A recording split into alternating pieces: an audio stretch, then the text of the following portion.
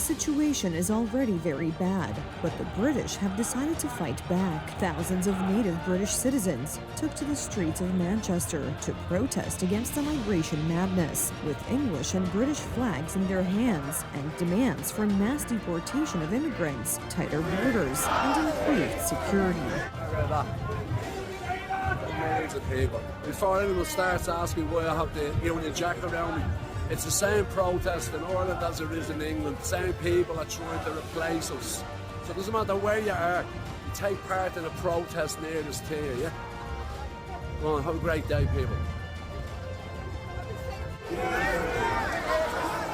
This protest is a cry of despair, but also a strong opposition to the migration policy imposed on British citizens by the Liberals ruling Great Britain. Illegal immigrants have turned people's lives into hell, assaulting, raping, and terrorizing residents. Just 2 weeks ago, a 38-year-old immigrant from Ethiopia molested a 14-year-old girl on the street. There are many similar stories.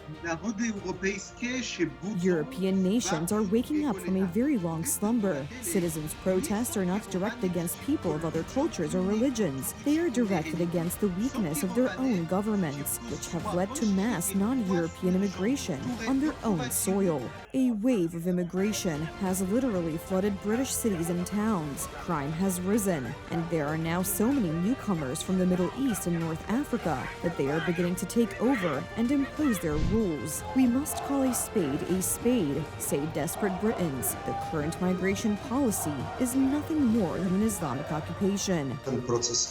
In my opinion, this process is inevitably heading in two directions. Either Islamists and the Muslim population will take over the government and impose their laws, customs, and religion on the local population, or at some point there will be an explosion and something resembling a civil war. Similar protests to those in Manchester took place in Ireland. The situation here is just as dramatic. The mass influx of Islamic immigrants has led to changes in social structures. There are already places where the indigenous population is in the minority. Number of tourists travelling to Ireland, it's down 18% from all major overseas markets between January and April of this year when you compare those figures to last year. Tourists want to see beautiful green Ireland, not a Muslim third world country, say the island's residents, who are demanding an immediate end to the open door policy for Islamic immigrants. The Irish and English are increasingly speaking with one voice on the issue of immigrants, and that voice is one of opposition to a policy that is destroying both countries from within.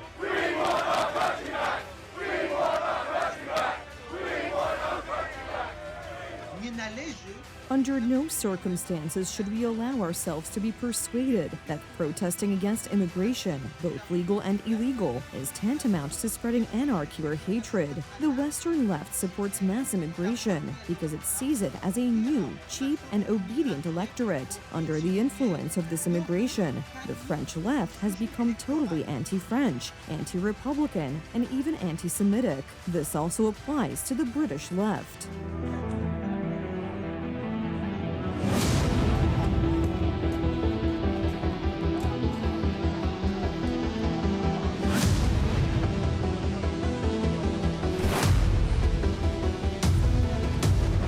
That is why the residents of Spanish towns have already taken matters into their own hands. Faced with the inaction of the left-wing authorities and the police, they decided to deal with Islamic immigrants themselves. The spark that started the fire was the brutal beating of an elderly man by Moroccan immigrants.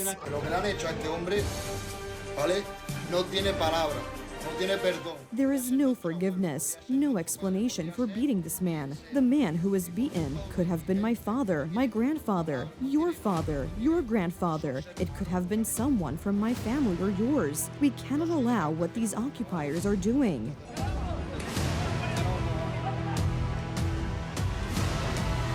More and more people are recognizing the threat in Spain, France, Sweden, and the United Kingdom. However, for most countries, especially in Western Europe, it may already be too late to save them.